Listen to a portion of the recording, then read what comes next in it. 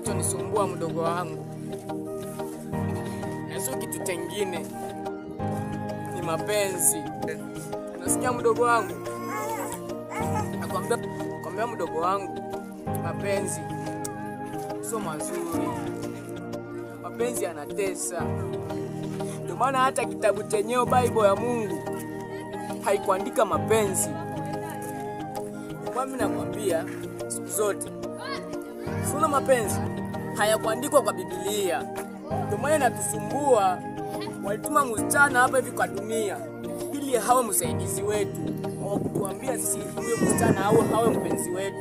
Ndio maana siku zote tu mapenzi itaendelea kukusumbua. Cheki mimi kaka yako. Cheki mimi kaka yako. Mimi ni muuni. Najulikana mtaani, wote wananijua. Lakini mimi nimekongwa vibao. Msichana ambaye hata babake hawezi kuja kwa vitu mimi nishawahi kufanya hapa hivi duniani.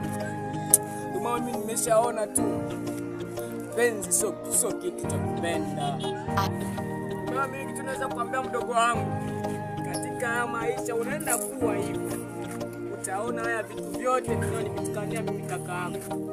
Usiwahi kupenda, maana wasichana siku zote tu wanasumbua. Yaani ukipenda tu akili yako yote ni kwa yule.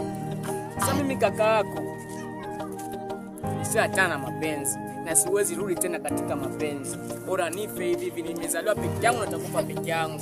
Nabaki kuwa muuni tu na hangaikia tumbo yangu.